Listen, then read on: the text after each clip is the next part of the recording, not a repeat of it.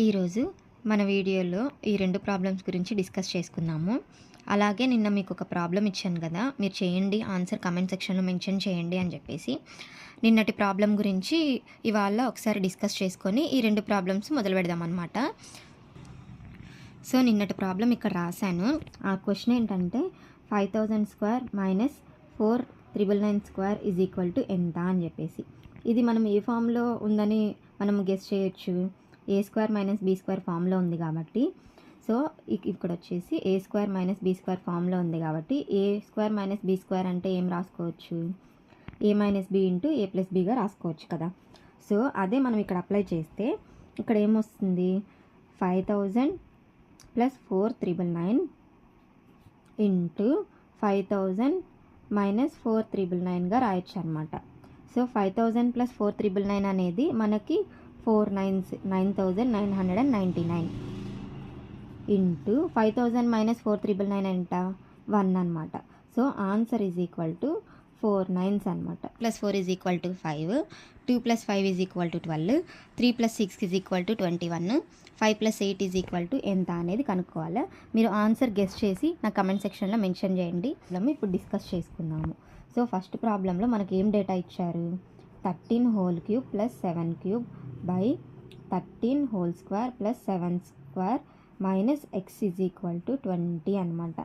Then X is equal to ఎంత అనేది కనుక్కోమని చెప్పారు. సో ఇక్కడ మనకి 2 నెంబర్స్ కనిపిస్తున్నాయి అనమాట, 13 7. ఇక్కడ కూడా 13 7 అనేది 2 నెంబర్స్ కనిపిస్తున్నాయి.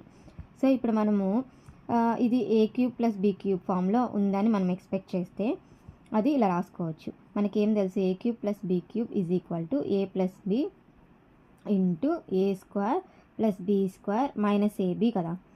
సో ఇప్పుడు ఇక్కడ 20 ఉంది కదా, ఈ 20ని మనం 13 ప్లస్ 7గా రాసుకోవచ్చా, ఇక్కడ రాద్దామన్నమాట. సో ఇక్కడ ఈ 13 క్యూబ్ ప్లస్ 7 క్యూబ్ ఉంది కదా, 13 cube plus 7 cube by 13 square plus 7 square minus X is equal to ఇక్కడ 13 ప్లస్ 7గా రాయొచ్చు అనమాట. ఇది ఈ ఫామ్లో తీసుకొచ్చాం, ఏ క్యూబ్ ప్లస్ బీ క్యూబ్ ఫామ్లో.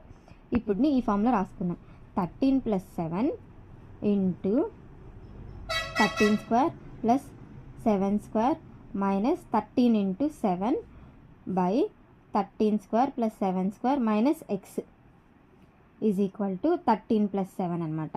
సో అంటే ఈ ఎక్స్ అనేది మనం దేనికి ఈక్వల్ చేసుకోవచ్చు, 13 ఇంటూ 7కి ఈక్వల్ చేసుకోవచ్చు కదా. So X is equal to 13 into 7 అనమాట. ఆన్సర్ 91. సో ఇక్కడ మనకి ఫార్ములాస్ తెలిస్తే ఆన్సర్స్ అనేటివి ఈజీగా మనం గెస్ చేయొచ్చు. సో సెకండ్ ప్రాబ్లం గురించి ఇప్పుడు చూద్దాము.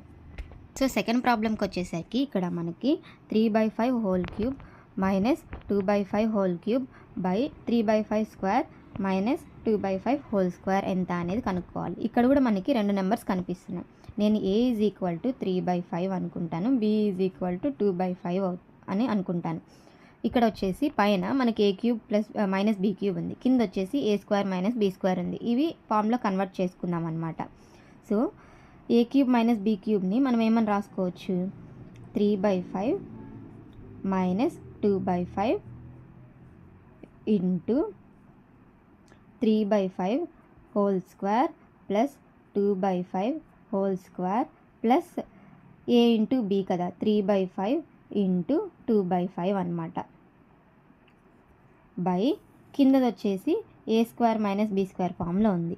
సో 3/5 మైనస్ 2/5 ఇంటూ 3/5 ప్లస్ 2/5 అనమాట. సో ఇదేమో A square minus B square ఫామ్లో రాసాం, ఇదేమో A cube minus B cube ఫార్ములాలో కన్వర్ట్ చేసుకున్నాను అనమాట. ఇక్కడ 3/5 మైనస్ 2/5, ఇక్కడ 3/5 మైనస్ 2/5 క్యాన్సిల్ అయిపోయి మనకి ఏమని మిగులుతుంది, పైనదనమాట. 3 స్క్వేర్ అంటే 9 బై 5 స్క్వేర్ అంటే 25 ప్లస్ 2 స్క్వేర్ అంటే 4, 5 స్క్వేర్ అంటే ఎంత 25 ప్లస్ 5 ఇంటూ 5 25 పైన న్యూమరేటర్లో 3 ఇంటూ 2 6 అనమాట. బై ఇది చూద్దాము, ఇది డినామినేటర్లో కామన్గా 5 ఉంది, 3 ప్లస్ 2 అనమాట. ఇది 5 ఇది 5 క్యాన్సిల్ అయిపోయి న్యూమరేటర్లో 1 అనేది ఉంటుంది. సో ఆన్సర్ మనకి ఏమొస్తుంది, ఇదనమాట. So 9/25 plus 4/5 plus 6/25. సో ఇక్కడ డినామినేటర్లో అన్నిటికీ 25 కామన్ ఉంది, 9 ప్లస్ 4 ప్లస్ 6 అనమాట.